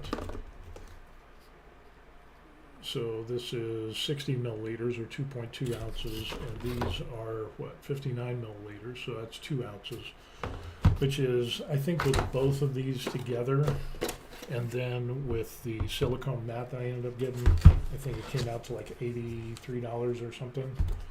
So not a huge amount of money. Well, it's less than if you bought an army painter set. So yeah, it definitely saved a little bit of money. And we get more paint, we can get more coverage, more mileage out of these paints. So yeah, this will be for like the bigger cosplay stuff, and we'll save these paints for miniatures, kind of like what we ended up, if you can see that there. Eventually, one of these months, years, whenever, I'm going to finish painting these guys up. But I get so sidetracked. So, but these guys turned out really, really good. It's just the problem with small guys, small miniatures like this, is 32 or 40 millimeters, is it's just so hard to paint. I mean, they look fantastic, and I printed out bigger ones. These are resin printed. And let's see, I want to make sure I get that in frame. But yeah, the smaller they are, the harder it is. And so I printed out some bigger ones that are about maybe that big. So eventually, one of these years, we'll get into that. But those are turning out really good. And we're done with our latte. So we're done with our painting right now, and I think we're good. So let's transition back over to the desk. And so with that, take our Mr. Microphone, and we will drape it over. I wish I had two microphones.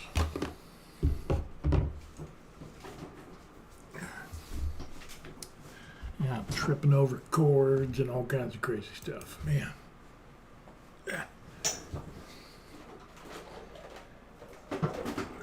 And the fan. So, yeah, let's take the fan down a little bit. That'll work. Okay, so that's what we ended up doing. Black looks great. Nathan says, "Oh my God, that is so cool." Yeah, thank you very much. I appreciate that. Like I said, we're continuing on with painting the Ripper mask, and we did the first Ripper mask, which was from Printables, and that's free. So let me pull that up. Printables Ripper mask.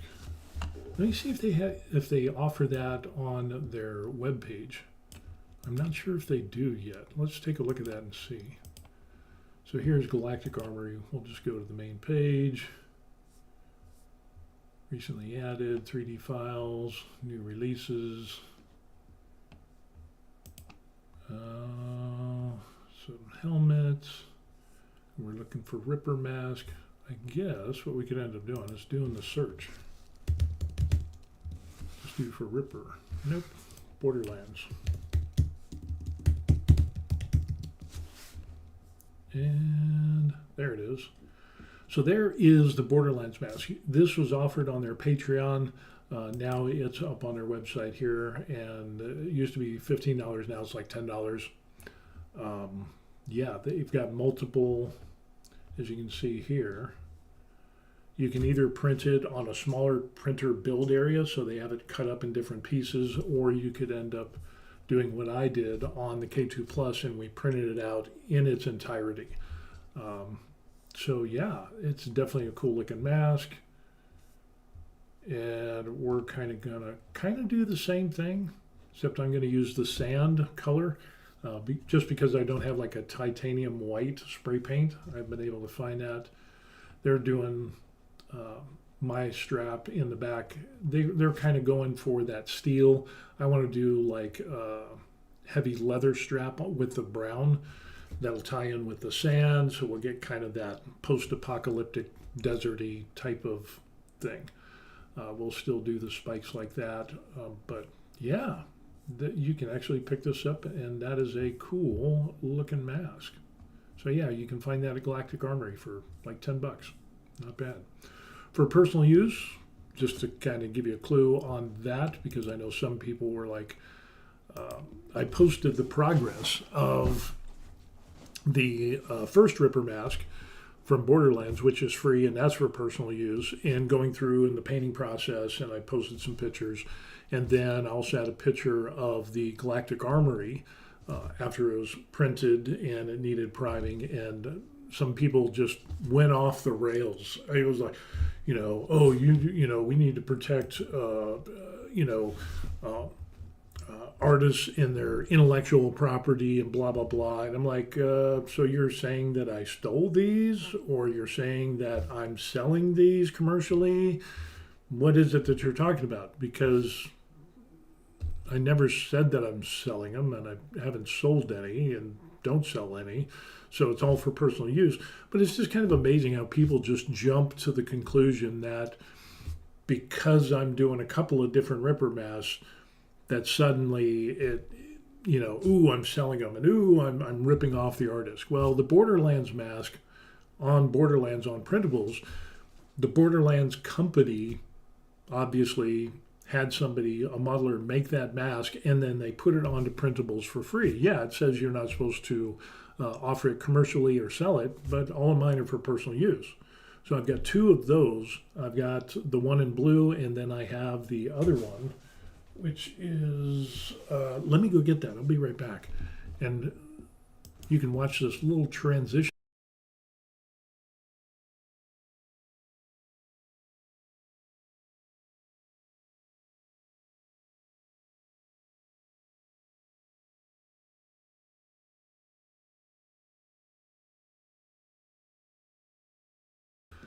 So now that I'm back, this is the other Ripper mask. This is the Borderlands Ripper mask that I got off of printables, and this is the wife. This is hers, and she did the paint job on this, and she did a pretty good job on it. We got some rust in there. She's a good student. She did a little bit more lines than what I did on mine, but again, she wanted to customize this and make this hers. And let's compare it to mine. I still need to do the eye slits on there and get the straps and everything. But these are the two Ripper masks. So yeah, there it is. And I kind of mirrored them so that way the gash on the front wasn't on the same side, but you can see the differences there, but she did an excellent job. She's a really good student. So I got a little bit more rust on mine, and yeah, that just turned out really good. So yeah, like the eye thing on there, the screen and all that, I still need to do that to hers. But yeah, she did a great job on that. So yeah, awesome stuff. So anyway, you can download those from the printable site. You can do that. And Borderlands Galactic Armory Ripper Mask, you can get that from their website. As a matter of fact, I will post that. I'm not affiliated with any of these other than you know, I'm on the Galactic Armory Patreon, but I don't, it's not like I get a kickback or any money or anything like that for recommending or showing this on the video. I just think it's a cool thing. So that's where we're at with that. So, yeah, we're trying to finish up all of these. This is mine, and this one works. You know, I did the straps and everything with a hot glue gun. And actually, in retrospect, I think that this one should have been a little bit bigger. If I can get this, if I can get this in place. But still, I think it's good. And I was going to wear this one for Halloween when we go out and do that. But I think now that I'm painting that other Ripper mask, I'm thinking I'm going to wear that one. And so she can wear the yellow one, and I'll wear that one, and it'll be cool. We'll have fun with that. So anyway, that's what we got going on. The Art Deco paints ended up being really good, and I know somebody's going to ask me where I got those paints. So let me pull that up, and I'll show you. Because those were worth getting, I think. So let's take a look at our desktop here, and boom. So I got these on 5 October. Took about 8 days to get here in Korea. Art Deco Professional Acrylic Paint Set, 24 basic colors that you end up seeing there. And that was $29. Boom. That is a great deal for paints. And the 12 set, metallic, that was $17, but still you're looking at 71 cents per fluid ounce. This one is 60 cents per fluid ounce, and if you pull up like the Army Painter paint set, and you know, you're looking at 230. Let's see if we can find, because what was the other one? You got a 24 and a 12. So there's a 50, 36. Mega paint set. You just want a smaller one. Speed paint set. But you can see the prices on these. Oh, here's one for 24. So this 24 set is almost $70. So yeah, you can do the math, 16 something, whatever the other one was, versus that, or $28, so basically 30. So, you know, you're looking at, let's say $30 for that, and then $70 for this. And these are only 18 milliliter bottles.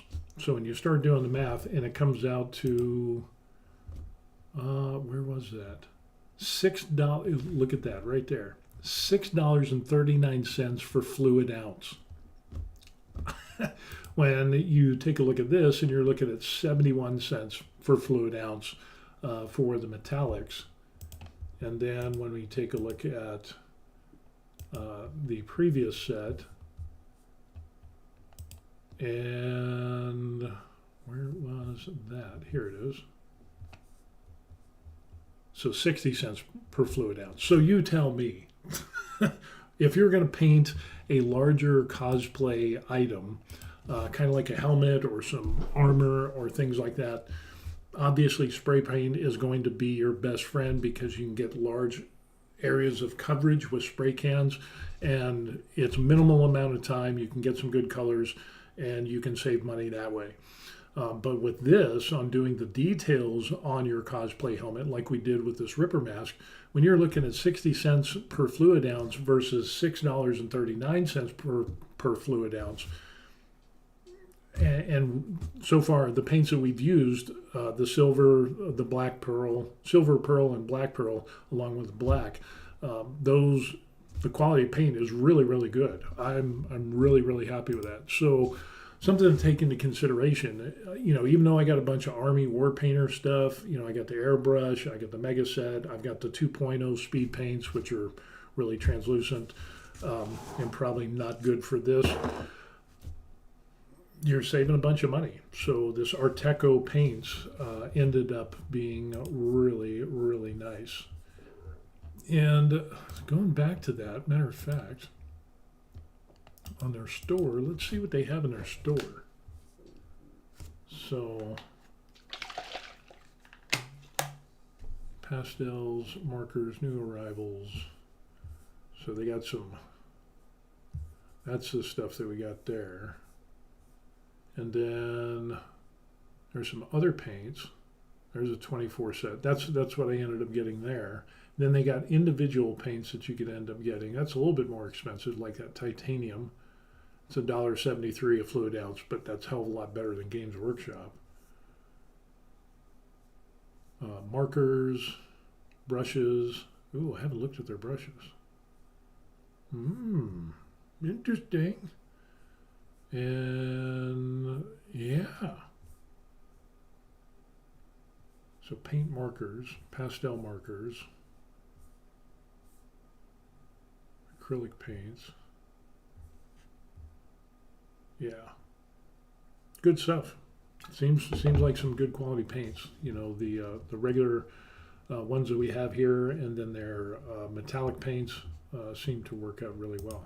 So there's acrylic paint 24. Yeah. Nice. And then they've got a $36 one, which is 48 colors.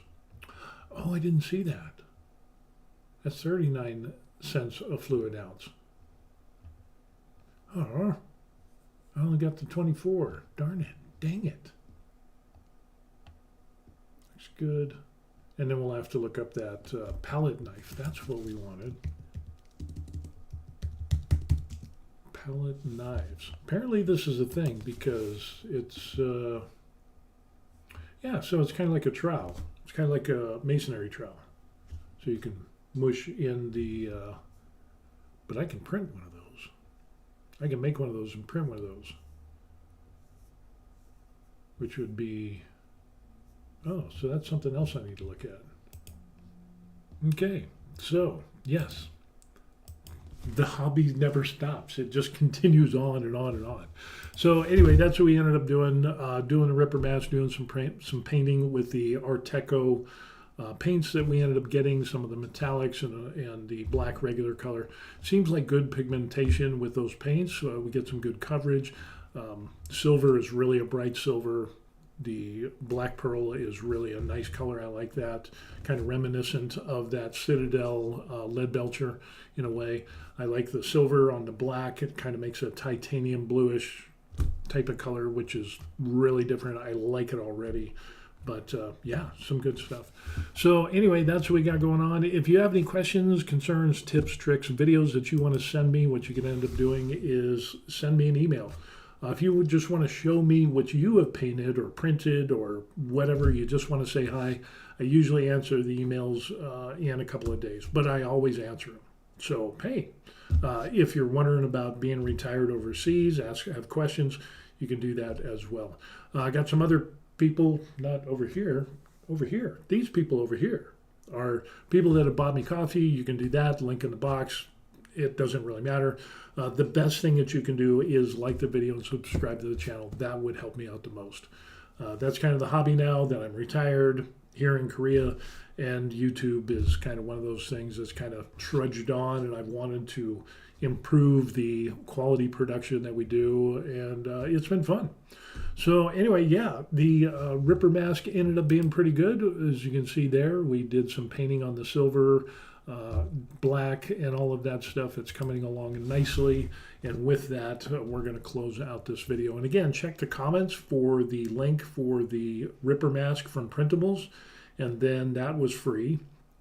And then we have the Ripper Mask from Galactic Armory, which dropped its price from $15 down to like $10, so that's an option as well.